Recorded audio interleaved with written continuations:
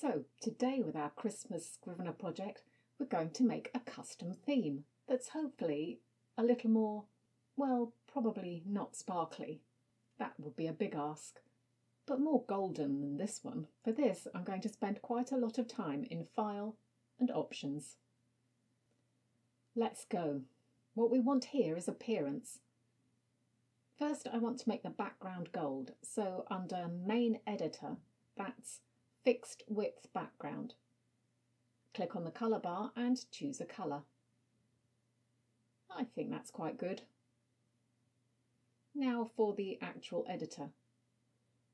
I'm going to go a little lighter. Not bad. And the text is still easily readable. Now let's have a little experiment with the binder. First, I'm going to note down the colour codes so I can potentially use them elsewhere for the ones I've already chosen. It might be good to do this with your original colours too, for a reason I'll show you later. The easiest one to do is the HTML. That's just one code. Otherwise you'll need 3 from one of the 2 lists. The gold colour is okay in the binder, but let's try a festive green for some variety. As you can see, the binder colours don't work that well. They don't cover the whole space, unless they're from a standard theme. Now, the reason I said to note down other colours, especially if you're not using a defined theme that you can reselect, is that clicking the default colour button won't take you back to what you had in your chosen theme, unless you stuck with the basic Scrivener template, because that's what it's going to give you, the colour from that. We're going to leave that green for the moment. I probably won't keep it for the whole month, and we're going to save this as a new template.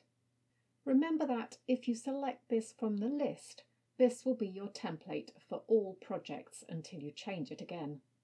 So let's say that we're happy with what we've done and we want to save it, bearing in mind that a lot of other things also go into a theme and will also be saved.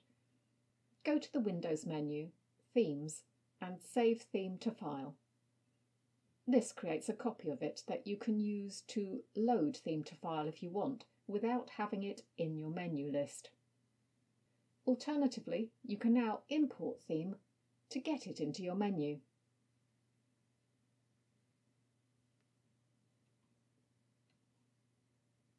Okay, that's now available to use every Christmas. I think we need some Christmas ribbons next, don't you? See you next time.